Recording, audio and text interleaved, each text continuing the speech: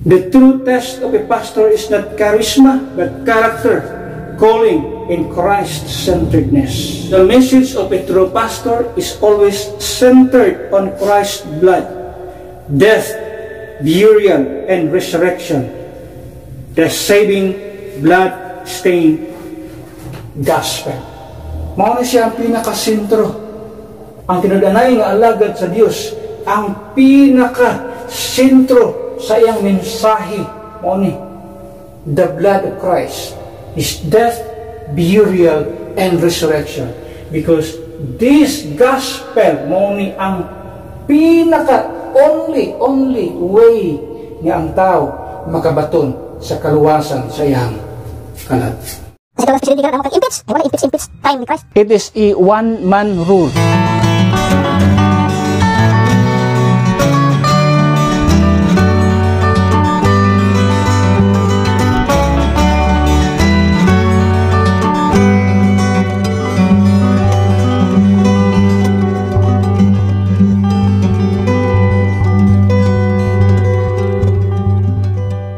Okay, 1 Timothy chapter 3 verse 1 to 7.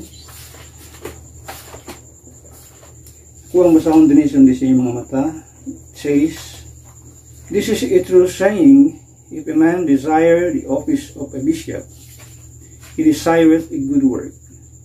A bishop then must be blameless, the husband of one wife, vigilant, sober, of good behavior, given to hospitality, up to teach, not given to wine, no striker, not greedy of filthy lucre, but patient, not a brawler, not covetous, one that ruleth well his own house, having his children in subjection with all gravity. For if a man know not how to rule his own house, how shall he take care of the church of God? Not a novice, lest being lifted up with pride, he fall into the condemnation of the devil. Moreover, he must have a good report of them which are without, lest he fall into reproach and the snare of the devil." So ating sigutan nining kabuntagon, or 7 major functions of a pastor, and it sometimes ang mga passage kina susulti ni requirements for an ideal pastor, sometimes qualifications of a pastor na din ha. But actually it is his at makita din mo ay ang mga major functions or role as a pastor.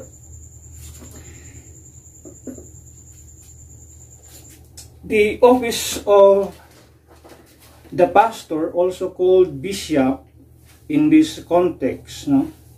At makita din, bishop or pastor, it's the same. So the office of a pastor or bishop is singular. Now, kung natin makita diya. But the functions are multiple and multifaceted. He's not merely a figurehead, but a functioning servant leader, called to minister in various capacities under Christ, the chief shepherd. Kung natin makita din ha, this is a true saying, if a man desire the office, singular, yun ay usa ka office, ang usa ka pastor o usa ka bishop, pero daghan siya og mga functions nga itong nakita din na. Pastorate is a vocation, not a profession. The words vocation and profession are often used interchangeably, but they carry different meanings, especially in their deeper or original sense. Now, let's look at a clear breakdown of the difference aning duha ka butang, vocation and profession. Vocation, Ang yang definition ni ana, vocation is a calling. Calling ang mitawag vocation. Especially one that involves a sense of purpose, mission, or service. Ang yang origin, Latin origin is meaning, the meaning is to call. Anong ato makita diya, it is a calling. Ang pinaka-purpose, ang yang focus, ang purpose and meaning behind the work. Ang focus niya. Ang purpose o ang meaning behind the work. Ay, may example nga ito makita, ministry or pastoral work. That is one, manang gitawag vocation. It is a calling. Teaching, apil ang teaching. When done as a calling, no?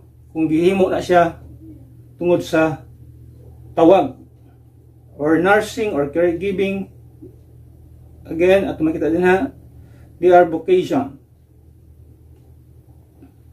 When driven by compassion, ang pinaka-key nga idea, a vocation is something you feel called to do. Okay?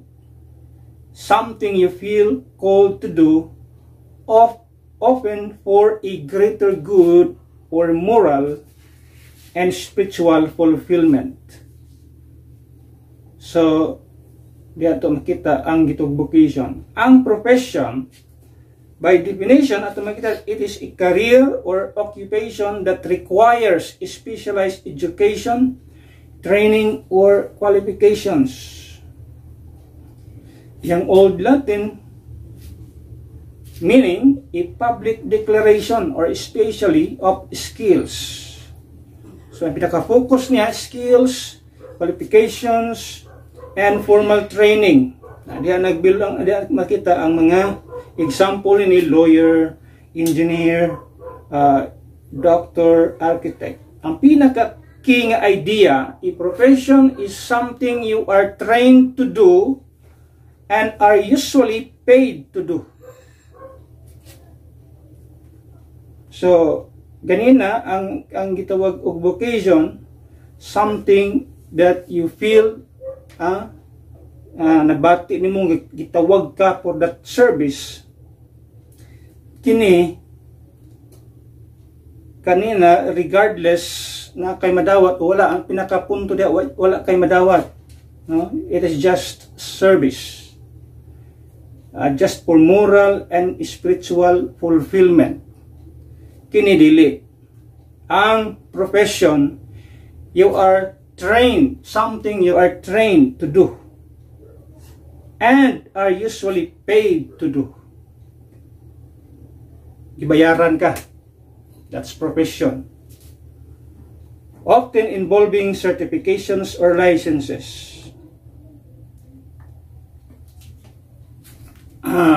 Sa akong party, I am a theologian by profession. So ang akong profession is theologian. My study is about God, but a gospel preacher by vocation. Kining pagwali sa maayong balita, muna akong vocation. Something akong buhaton, akong ginahimo for moral and spiritual fulfillment, not because of payment or salary. Ang pagwali dili ni siya tungod gibayaran ka. Walay bayad ang pagwali, walay sweldo ang pagwali.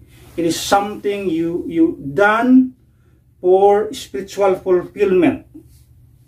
Dili kay nagwali kay tugi tungod kay sweldado ka, dili ingon ana. Ito nang mostly sa mga simbahanan, walay mayon silang walay sweldo ang pastor. Tinod na walay sweldo ang pastor. Because it is a vocation. It is something you do nga wala nag-involve og salary or payment. Gihimo nimo ni, it is because of spiritual fulfillment.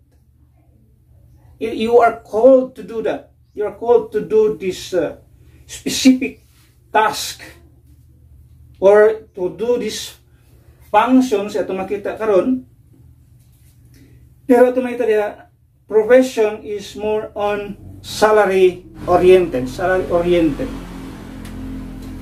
Always naka-focus, pilay sweldo, pilay monthly. Yan. Ang pastor dili ingon ana. Muna ito makita karon sa mga versikulo ato makita diha na wording diha nga kinahanglanon nato nga taga-agpagtaga. So I'm a theologian by profession and a gospel preacher by vocation. No? Ang akong vocation, kung yung profession, theologian. Muna akong estudyuhan, muna akong gitawag og field about study about God. Muna ako ang field. Pero kining pagwali sa mayong balita, muna akong vocation. So if you sum up, pinaka-nindot diha, if you have a profession, imong gamiton ang word nga vocation, bisag mo ni ang profession, pero himuon mo ni without gitawag og expecting in return, mo na vocation. So kung imo nang gitawag og i-mix ang duha, the best na siya nga gitawag og mahimo nga buluhaton o trabaho sa imong kinabuhi. Now, let's go back to the function or functions of the pastor. Now, siya ba na itong tagapagtaga din ka buntagon? First, nga ito makita din number 1, ito makita din embracing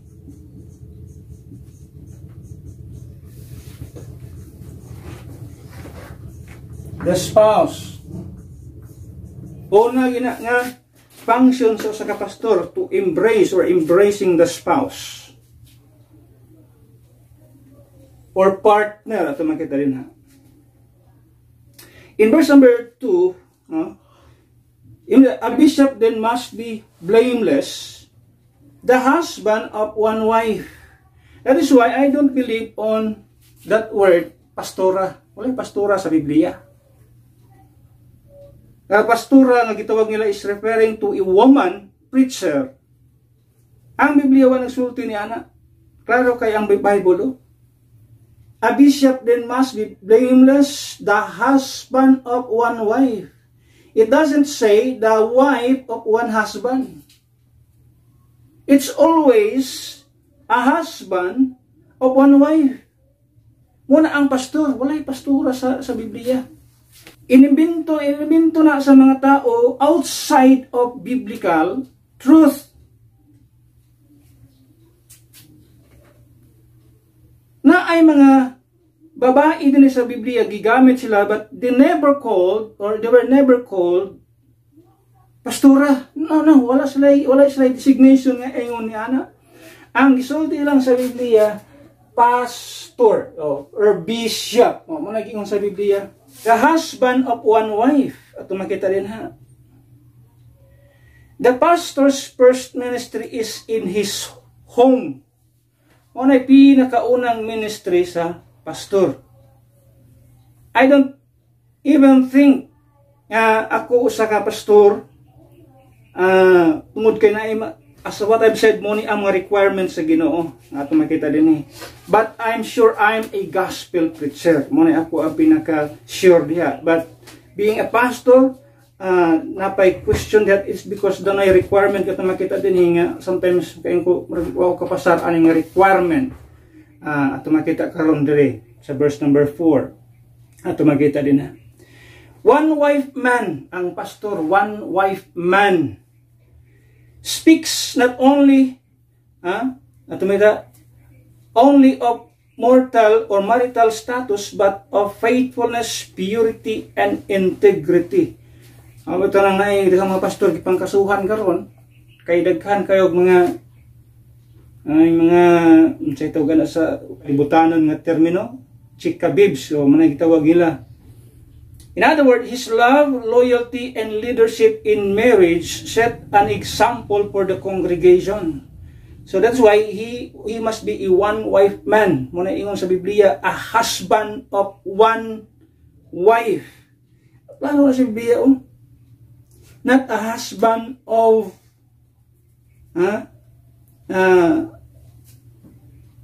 one or two or more wives, dili one wife.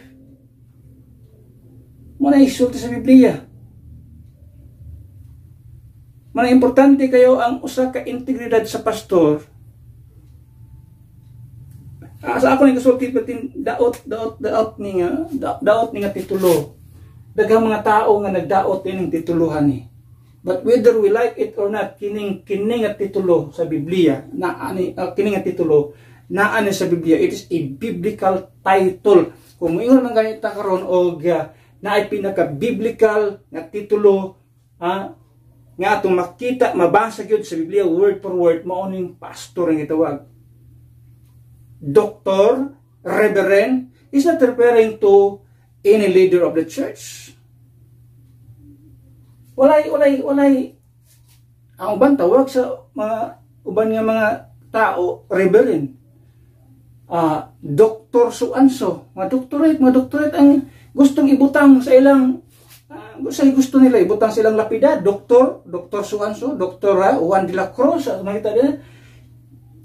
Walay doktor sa Biblia nga titulo as a leader of the church, walay ingon ana. Pero karon kasi makita na yung ipaplastada sa mga advertisement or asa napita diya sa ilang mga signages, sa ilang mga simbahan nga ilang kuan din si doktor para pagtan-aw sa mga tao bigatin gini nga tao ni. Pero in reality, ato makita diya sa biblical standpoint or sa biblical standard, ang pastor mo na titulo sa nag-alagad or leader sa church. Sadly, it is being itawag og destroyed by mga false pastors nga nag-destroy na. Nagdala niya ng pangalan pero nagkinabuhi nga sa lawayon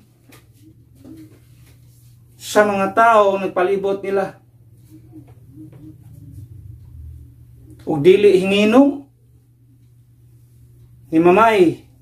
Mga ato makita karon sa pulong sa tanang atong gibasa dali. Verse number 2. If a bishop then must be blameless. Kinahanglan blameless ang usa ka pastor.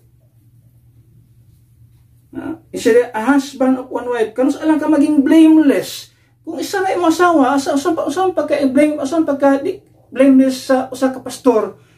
Kung nabatian naibaluan sa daghang mga katawhan o palibot niya sa komunidad, daghan sa kasawa.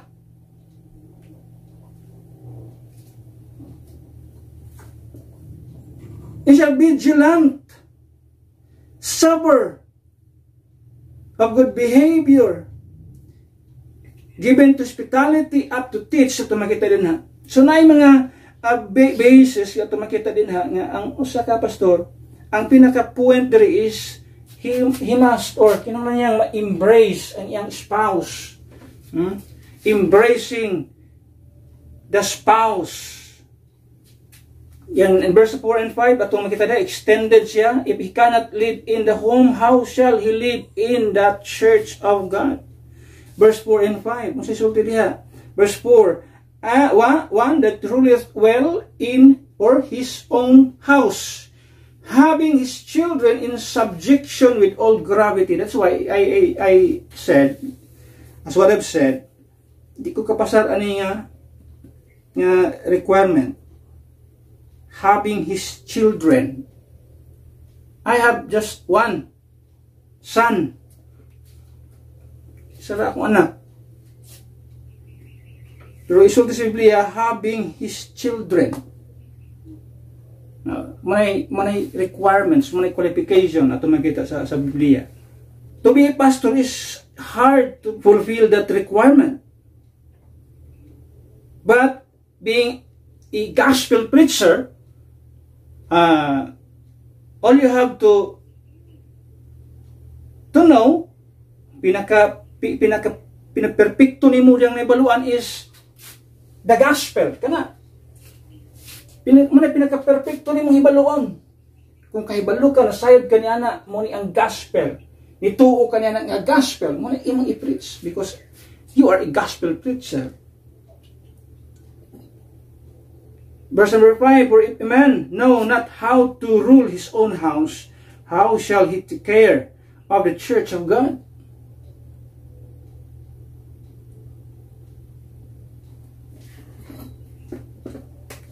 So, dili di basta-basta nga mga function na ito makita sa usa ka pastor. Embracing the spouse. Pero kinahanglan ang buhaton sa usa ka pastor na naman, he is a pastor. Number 2, nga ito makita din ha,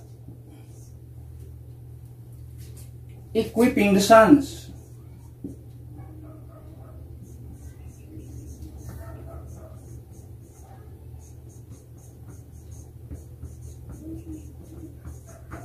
Equipping the sons. Iyon din sa itong ibasa, apt to teach. The word apt means ready to teach. Doon na pala yung verse ito makita niya. In 2 Timothy chapter 2 verse number 2. Okay, 2 Timothy chapter 2 verse number 2, it says, and the things that thou hast heard of me among many witnesses, the same commit thou to faithful men, who shall be able to teach others also. Kung imong tan-on sa verse 1, sibog ta sa verse 1, thou therefore my son, he's referring to Timothy. Paul, ato makita sa iyang epistle kang Timothy, thou therefore my son. So, Timothy, is his spiritual son. Ato makita din ha. Just like a spiritual son si Timothy aning time. So, yan siya, thou therefore my son, he be strong in the grace that is in Christ Jesus, and the things that thou hast heard of me among many witnesses, the same commit thou to faithful men, who shall be able to teach others also. So ato makita din equipping the son, either spiritual son or physical son, pwede na mo na ma-apply din ha. Pero ato makita din aning at passage is talking about his spiritual son, Timothy. But in verse chapter 3 ato makita din ha, na siya mga anak, that is his physical offspring or physical children. Ato makita physical sons, ato makita atong gibasa kaganina. But the word equipping means to prepare, to make them ready, to make them up to teach. Kini nga mga tao, iyang mga kabataan, yung mga anak des pagtuo. The pastor is called to train, mentor, and prepare others, especially spiritual sons, in the faith. So nga ito makita din na, discipleship isn't optional, it's a core pastoral responsibility. So, muna itong makita nga, especially in our online ministry, I have been communicating those mga atong viewers nga naging active sa ministry, nga gustong makahibalo kining gitawag og pinaka set up o pinaka timeline sa atuang gitawag og dispensational teaching. Kini mo ni dispensational teaching, gusto silang makaibaw niya na. That is why we teach them kini nga mga teaching, kini nga mga lesson nga makita din anang akong sulti, tanawa lang ang mga videos online, giyon sa nako giyon sa pag-deliver or giyon sa pag divide ang mga dispensation ato makita sa Biblia, o giyon sa to pag gituwag og hatag og solusyon sa mga nag-contradict nga mga verses sa Biblia, which kung imong gamiton ang gituwag right division diha sa Biblia, imong masulbad ang mga contradictory statement nga naa sa pulong sa Dios.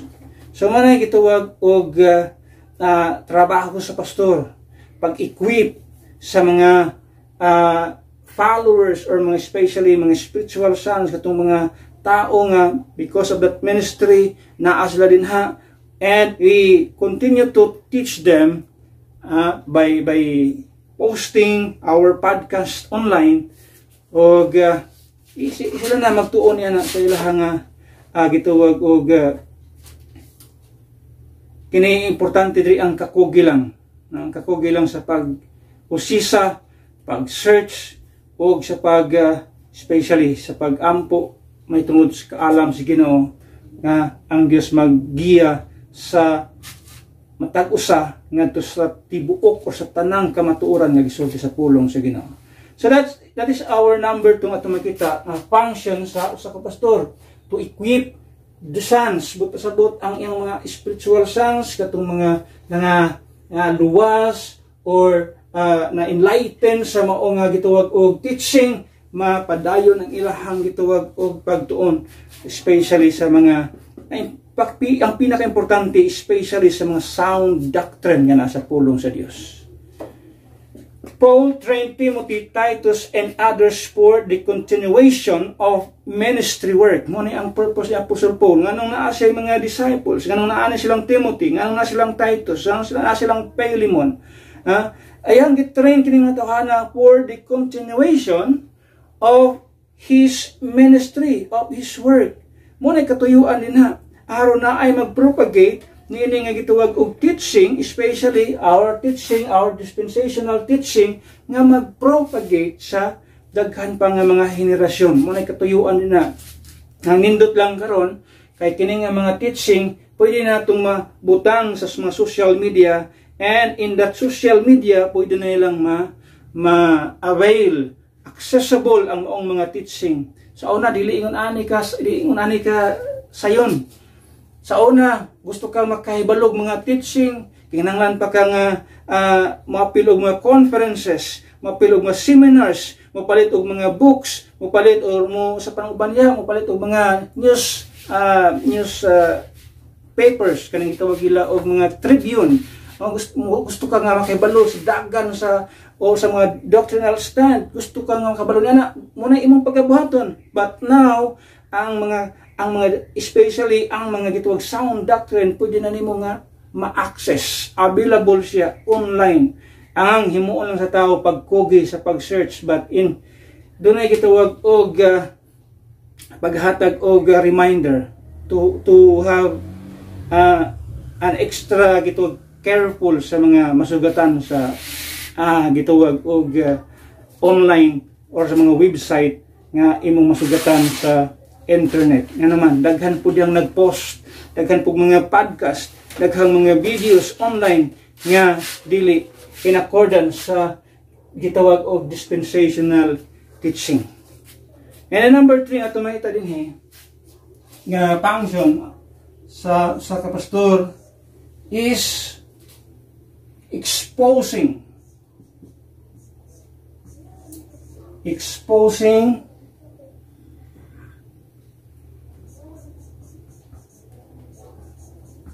the sins. When we expose sins, false teachings, false doctrine, ato makita din dahil daghang tao dili ganahan sa tuwa, daghang mga tao nga masuko sa tuwa, daghang mga tao nga mag-criticize sa tuwa, but whether we like it or not, that is one of the task of the function of a pastor nga tumakita din Kung pastor ka, dapat imong i-expose ang mga tanang kasalanan. Kung saan siya yung sa Biblia atong gibasa atong basahon diha. Back to our text, ingon ang pulong sa Ginoo. 1 Timothy chapter 3, verse number 3. Ang sulti sa pulong sa Ginoo din verse number 3, it says, "Not given to wine, no striker, not greedy of filthy lucre, but patient, not a brawler, not covetous." So imo makita din daghang mga kasalanan nag-mention siya di mga angayan nga dili buhaton sa usa ka pastor, mga kasalanan nga atong makita din Iyon ang pulong sa Ginoo din not given to wine. Ang usa ka pastor dili palahubog. Ang usa ka pastor dili palainom sa bino. Dili palahubog sa gitawag og dili palahubog sa makita sa katilingban nga ang usa ka pastor na usa ka palahubog dili angayan ingon ana. Bisag kinsa nga mingon mo claim nga leader sa simbahan unya palahubog siya di na siya angayan tawag ko nga leader sa simbahan. Gisulti sa Biblia ang usa ka pastor dili not given to wine, dili pala inom sa bino. Samot nag-inom og bino. Dili ingon sa Biblia dili. Dunay mga gitawag og dunay mga gitawag og conviction sa mga pastor nga ang uban di mo inom og bino. Napoy uban nga mo inom sila og bino pero ginagmay lang. So asa makalapita diha? I don't know kung asa imong conviction diha, pero kung tan-aw nimo ang pagsugod og inom sa bino, pagka-addict sa bino, magsugod man sa gamay, ayaw na lang din ha. Ano man? Ang pagka-addict sa kabutang, di wala magsugod ka ditso kan inom og kiss-kiss ka kuan dia, nagsugod na sa pinakagamay. Pinakagamay nga butang. 1/4 siguro sa baso. Sa pa na, pero once ma-addict ka diha, manay sugdanan sa imong palahubog, palainom sa bino. Ato makita na. He must, yung sabihan, not given to wine. Ato makita diha, no striker. Dili siya palaaway. Dili palaaway yung sa Biblia. Not greedy of filthy lucre. Saan ang greedy o filthy lucre? Dili ba kanang hangul, dalo sa dautan nga kwarta. I don't know, daghang kayong mga pastor karon nagdikit-dikit sa politicians or sa mga politiko. Whether we like it or not, daghan og mga dirty money diha. Nanay mga simbahan nga mosuporta sa politiko, magbantay ta nga mga klase sa simbahan na nagpailang sa simbahan na politiko nga i-endorse, bantayan na to na nga naman na anay pirmi kapalit. Tanawa ng mga simbahan nga mag-endorse og mga politiko, di ba nindot kayo og mga building? Ano man na? Tungod kay mo na kapalit sa ilang suporta. Anong bantay ta na that is part of greediness or filthy lucre. Manayong sa Biblia, kung pastor ka, not greedy of filthy lucre. Munang dunay kung daghang mga pastor nga ni asenso or daghang mga pastor karon nga tumakita din nga nindot kayo og mga walay pastor nga dapat mayon ana. Kung naaman siya business, okay lang nga sa business. Pero pastor ka wa kay business niya. Unsa pa imong asawa ang asawa walay kuan. Na kay billion sa imong bangko, nindot kay imong mansion, napa kay personal plane. I don't think nga insakto ang kuan niya na. There's something hidden agenda, tanay mga hidden agenda nga gipanghimo diha nga dili naka-align sa pulong sa Ginoo. Lisod kay ingon ana. Asa man ka pastor ka makahimo kag mansion, binuang istoryahan na. Kung dili ka hangol sa filthy lucre, dili ka kayo ana. That is why ay mga pastor ga magduldul sa mga politiko, lisod ingon ana na anay permi kapalit.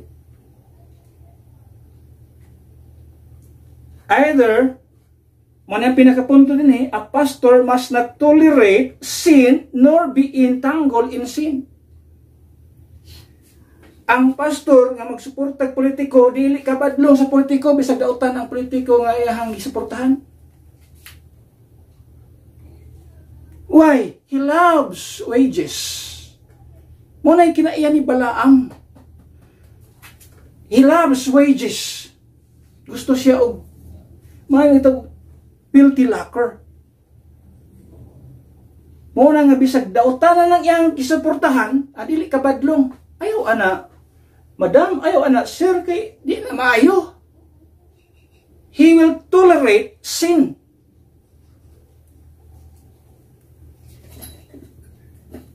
Daghang mga pastor ngayon nagtolerate og kasalanan tungod sa pagsuporta sa politiko.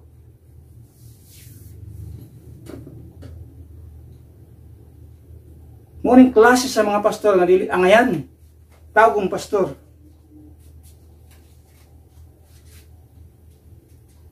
Kaya ang usa ka pastor dili mo tolerate bisag unsa nga klase sa sala.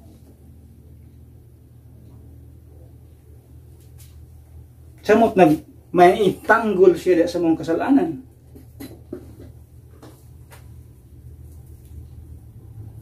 He must speak out against unrighteousness in love, not with cruelty, but with conviction. Daghan kung dahil mga pastor karon tamimi kayo.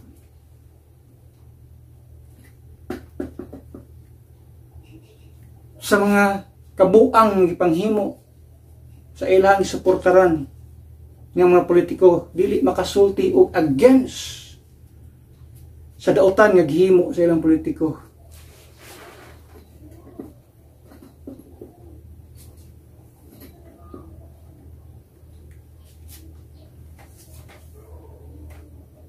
Like a watchman on the wall, he must warn, rebuke, and reprove sin according to the word. Yung makita, example, mo na siya, Ezekiel. Ludahin siya nga dispensation, pero ito makita din as part sa bulaton or function sa pastor, mo ni dapat ang iyang pagabuhaton. Ezekiel chapter 33, verse number 7. No? Ezekiel chapter 33, verse number 7. Yung ani unta dapat ang pastor mubadlong sa kasalanan, dili mo tolerate sa kasalanan. Ang problema gina-justify pa ang kasalanan, mo na pinakalisod. Mo na yung sa Biblia, they call evil good and good evil, justifying wickedness. Mo na pinaka tinunglo sa Ginoo. Verse number 7, Ezekiel 33 verse number 7, it says, "So thou, O son of man, I have set thee a watchman." Muna dapat ang usa ka pastor, a watchman. Tigbantay, magbalantay unto the house of Israel. Although Ezekiel was a watchman to the house of Israel, ang pastor po, ay mo po siyang watchman para sa mga magtotoo or para sa katawhan sa Dios. Jadi mag-apil-apil ang mga binuang mga gitawag og mga buluhaton. Sa isulti din na, "And to the house of Israel, therefore, thou shalt hear the word at my mouth, and warn them from me." Muna yung sa Biblia. Kinahanglan ta muhatag og warning. Nining mga tao nga gitawag og nagpuyo des kasalanan, naghimo des kasalanan, instead nga maintanggol kita sa kasalanan or atong itolerate ang mga kasalanan, we have to warn them. We have to speak against or speak out against unrighteousness. Di ta cruel, di man ta mo patay sa tao. Sa dautan na yang gibuhat, di man ta mahimo dautan sa iya, but with conviction. Dili kay ta mahilom-hilom na ta bisag dautan ang gibuhat sa usa ka leader. Parehas ba sa mga Old Testament prophets o sila ni Elijah, sila ni John the Baptist at the time. Masisulti nila. Harap-harapan nilang gitudlo ng mga politiko ng time. Kaysa yung politiko sa time ni John the Baptist, Herod. Sa iyang gisulti, ay ang asawa, gibadlong niya. Dili mahadlok mo sultis tinuod. Dili mahadlok mo badlong kung sayop, kung sala. Di kayo magpakaroon ng mga pastor niya. Di ka badlong sa ilang gisuportaran. Hadlok po siya pang tigukon. Not only sa mga sin, apil ang mga false doctrine, false prophets nga nagkailap din, kinalantang mo speak out against those false prophets, false teachers nga nagkatapter sa kalibutan, nga nagpakailap o mga minute nga mga pagtulunan. Number 4, ato makita din na functions sa kapastor, ato makita din. Not only embracing the spouse, equipping the sons, exposing the sins, but number 4 ato makita din evangelizing the sinners. The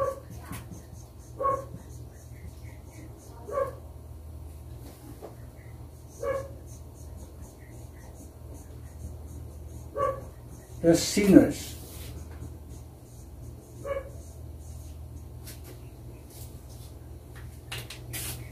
Evangelization implied throughout pastoral epistles. Ito makita na yan.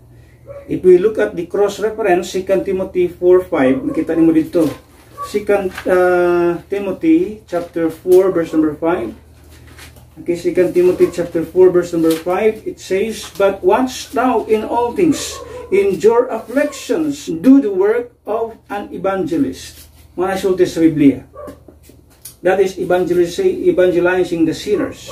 A true pastor doesn't only feed the flock but also seeks the lost. Mga ang task or gitawag og function sa kapastor, ang pagpakaon sa panon sa iyang mga karnero o ang pagpangita sa mga nangawala. The gospel is central. He must have a burden for souls, a heart for the mission. Evangelism may not be his title, but it must be his task. Ato nang ginahimo ang mga podcast na to, ang atong mga online or sa atong online ministry is because we believe that there are a lot of people na kinahanglan ma-reach out throughout in the internet. Ato makita muning gitawag og pinaka lawak, pinakalapad nga platform ato makita karon, which diha sa internet ang pinaka invested nga time sa tao, social media. Taas kayo ang reach. Bisan ganit sa asang lugar karon, bisag asa napita, na-permis na nasa mga tao sa cellphone, bisag asa nasa mall ang tao nasa cellphone, ang nasa balay ang tao nasa cellphone o sa laptop, nasa computer, sa mga opisina, nasa internet ang tanang transaction nowadays. Ang pinakadako nga gitawag og reach ang gitawag ministry, online ministry. We just praying na ay mga tao nga ma-reach out na because of the podcast na ito ang gina-post online na ito makita din ha. There is one way of evangelizing sinners nga naa sa mga sikasa ka, internet ka, cafe, na diya kagdagana nga mga tao din naa sa kuan. Ampo lang tanga atong mga videos online, pop up sa ilang screen, nakita na diha. I don't know kung sa himuon sa Ginoo, but that God be God, sa ibuhaton niya diha, how to convict sa kasing-kasing na ng mga tawhara na, we don't know. Ato lang tugutan nga ang Dios may mulihok na ng mga butangan na. But isa niya na is just, isa niya na mo ang pag-post sa mga videos online for the purpose of evangelizing the sinners ito makita diha. Because mostly sa tuang videos online, always na anay permi naka built in na gitawag og gospel truth nga naa diha. Nga maulang na siya ang pinaka munay nag-inusara nga paagi nga ang tao makabaton sa kaluwasan, ang maayong balita.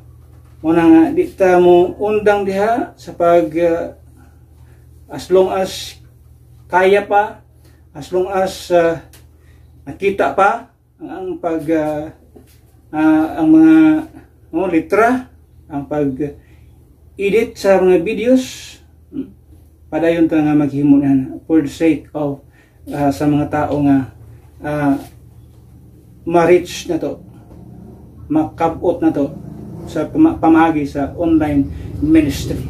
Number 5 na itong makita din evangelizing sinners or the sinners at tumita. Number 5, edifying the saints.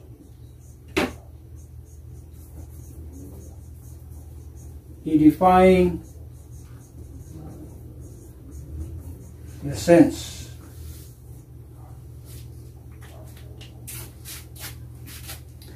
Basa ito ko ganina, verse number 2, given to hospitality up to teach. Ephesians 4:12, kung sa isulti sa Biblia, Ephesians 4:12, naisulti ang pulong sa Ginoo diha, about edification, to edify.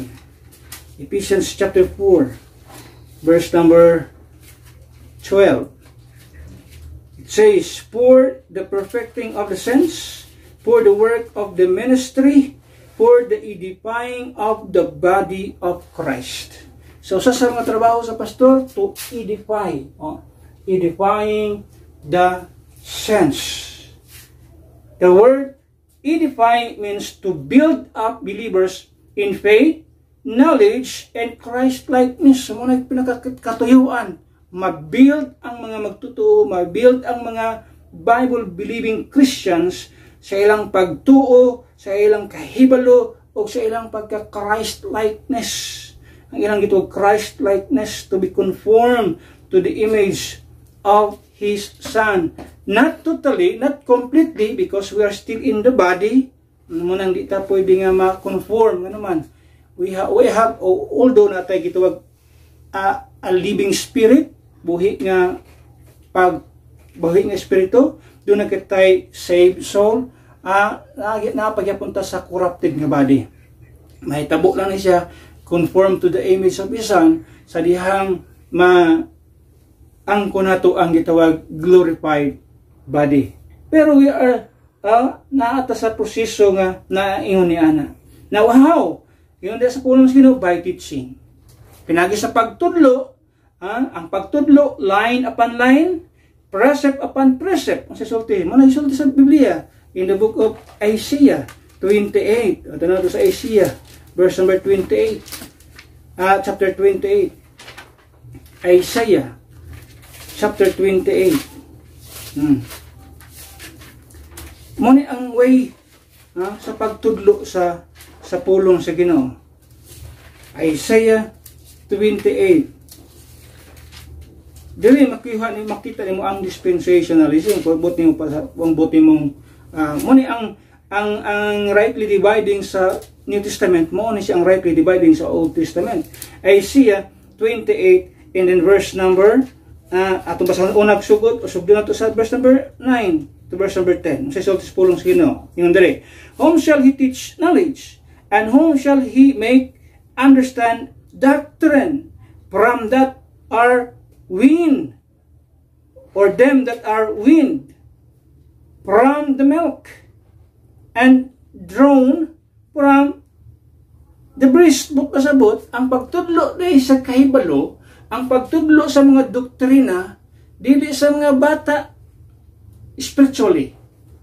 Unsa? Kung dili himuan niya diri analogy nga ang pagtudlo sa doktrina, pagtudlo sa kaalam diha sa mga bata nitong nagsusupa, kundili diha sa mga nalutas na. Kanang word diha nga them that are weaned from the milk, but pasabot lutas nas gatas, dili na gatas ang kinaon. Kanang kaon na og karne mo po na sa spiritual aspect sa Kristohanon, tudluan ka og pila na edad mo sa imong pagkristohanon, 10 years na ko sa imong pagkristohanon. How about your knowledge? How about your doctrine or doctrinal stand? Na ba kay naibaluan sa imong mga doktrina? Ay wala mo yung doktrina. Ay sure man doktrina. 10 years na ka sa imong pagkristohanon niya. O takibalo si doktrina na. Kini, these are doctrines. Ito gitudlo natin mga doktrina man eh. Sound doctrine. Ngayon siya diya, whom shall He make to understand doctrine? So, sa sulti, katong mga lutas na. Iyon diya, verse number 10. For precept must be upon precept. Precept upon precept. Line upon line. Line upon line. Here a little, there a little. Masa na? Right division? Rightly dividing the word of truth. So muna rightly dividing sa Old Testament. Line upon line, precept upon precept, here a little, there a little, muna siya ang way of teaching. Kaya dili tanan gisulti sa Biblia diha, applicable sa tanang tao. Ato na may balon niya dito sa ika-6. Not only by teaching, but also by preaching. That means proclaiming the truth with power and passion. For what? Anong makabaton kita? Aron doon ay matawag nga healthy church. A healthy church is not entertained, but edified, strengthened, and steered in the faith. Sadly, the churches today are looking for entertainment and not for enlightenment. Mga lisod karong panahon na. Ang ipangita sa mga kasimbahan, sa mga local churches karon, gusto lang nga ma-entertain sa ilahang pag-adto sa mga simbahan. Gusto lang nga ma-adto simbahan. Na ibang simbahan nga, gusto ma-adto sa ma-attend sa kasimbahan kay ilang pastor, joker kayo. Ilang naong silang pastor, joker kayo. Ma-adto simbahan, puro sila magpakatawa. Gikan sa pagbarog sa pastor, hangtod mahuman ang pagsimba, puro katawa. Muna gusto sa mga membro, mga gusto sa mga tao nga ay atinan, gustong ma-entertain, pero dili gustong ma-enlighten. Kung muna gipangita, entertainment man di adto comedy bar. Tuwa nito, grabing katawanan nito. Pero diri sa panimbahon, dili siya comedy bar. We are talking about the truth. We are talking about spiritual things. Dili ni comedy bar. We should teach the Bible line upon line, precept upon precept. If a church wants to be enlightened, ayaw pag una-una direct entertainment. Kaya dili entertainment ang simbahan. It is for enlightenment. Number 6 nga functions sa pastor.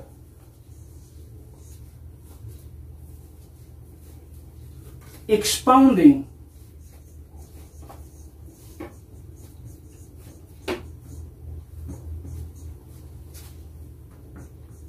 the scriptures.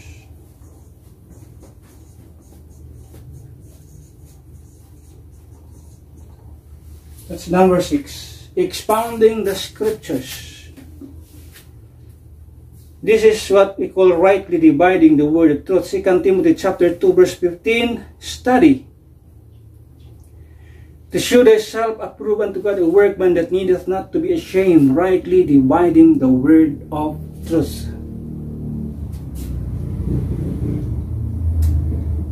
To expound means to unfold, explain, to make clear. Muna ibuot pa sa buot, expounding the scriptures. To unfold, kung na may butang nga mura o obscure kayo, kinahanglan i-unfold unsa ang truth din ha.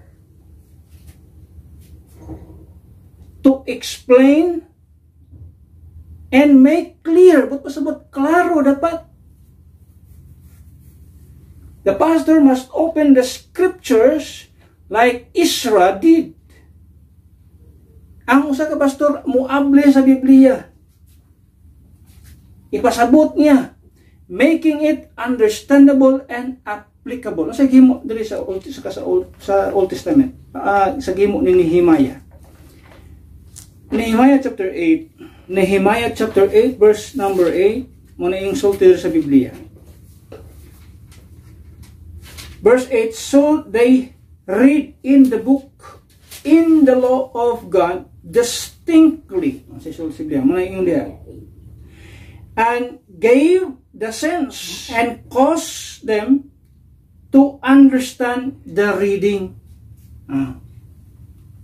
Ang pastor, ang trabaho sa pastor is to expound the scriptures. But pasabot, mubasa sila sa pulong sa Ginoo, then maghatag siya og sense, ang sabi, gave the sense and caused them to understand the reading. Kung naay gibasa ang pastor, kinang iyang ipasabot, o sa ipot pasabot, yung ilang gibasa.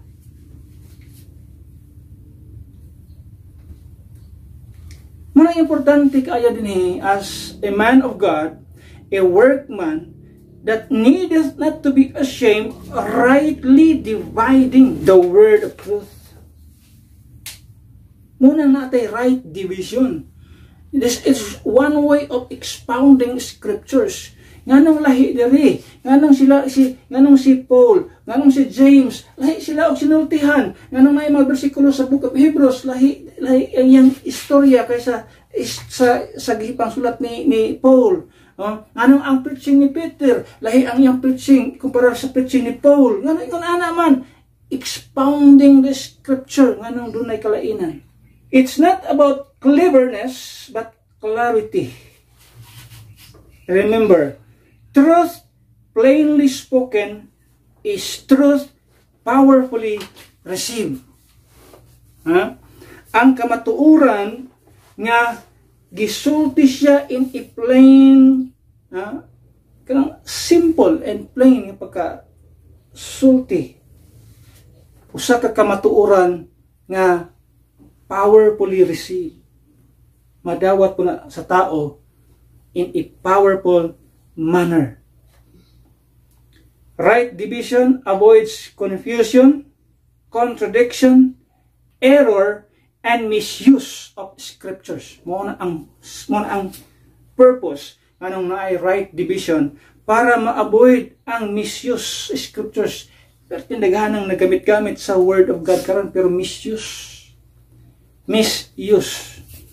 Si Kristo ni promise nga mubalik siya aron i-set up niya iyang millennial kingdom o gi-claim po na ning taga diri nga siya na misuse of scriptures. Pero tindagana mo na ilisod kayo sa daghang mga tao karon nga they misuse the scriptures. Mo nang to avoid nga na klase sa gituwag og misuse, error, right division. Importante ang right division.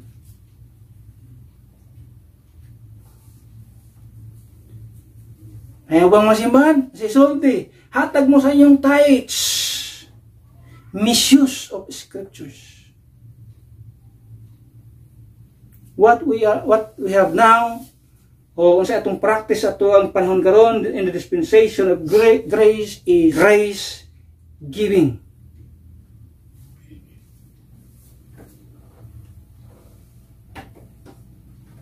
Nayang simbahan magpahatag first fruit offering, misuse of scripture. Can you imagine? That is one way of practicing filthy lucre. Number 7. Last. Number 7, exalting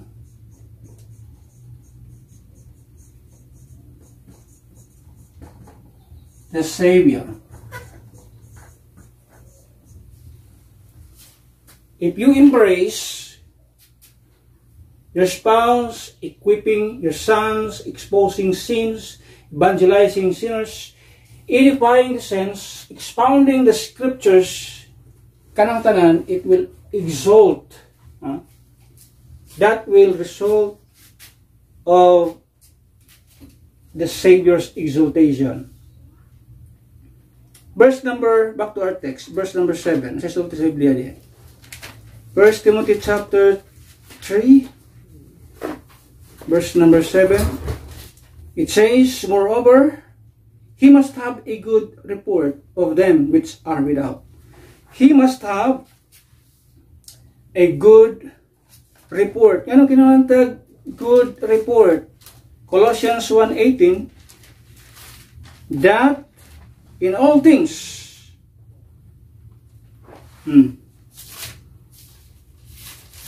that in all things he might have the preeminence.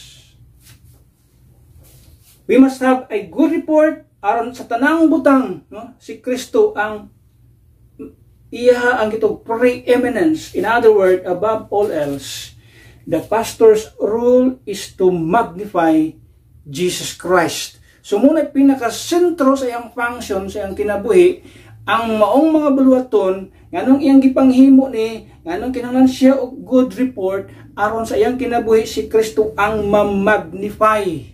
Huwag pasabot si Kristo ang mapadako in His life, lips, and leadership. The glory must go to Christ, not to man. Mo na purpose din ha. Dili aron ang tao i-glorify, kundi si Kristo ang ma-magnify. He must point men to Christ, not to himself. That is why, ingon si Apostle Paul, 2 Corinthians 4:5, we preach not ourselves, but Christ Jesus the Lord. Ang among giwali, ang giwali sa mga alagad sa Dios, or tinud-anay nga mga alagad sa Dios, dili ang ilang kaugalingon, kundi si Kristo Jesus. May tinuod yan.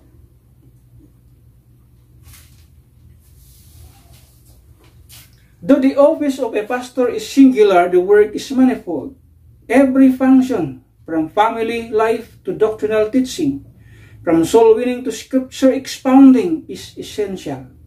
The true test of a pastor is not charisma, but character, calling, and Christ-centeredness. The message of a true pastor is always centered on Christ's blood, death, burial, and resurrection. The saving, blood-stained gospel. Mao na siya ang pinakasentro. Tinud-anay. Ang tinud-anay nga alagad sa Dios, ang pinakasentro sa iyang mensahe. Mao ni the blood of Christ, His death, burial, and resurrection. Because this gospel, mao ni ang pinaka only way na ang tao makabaton sa kaluwasan sa iyang kalat.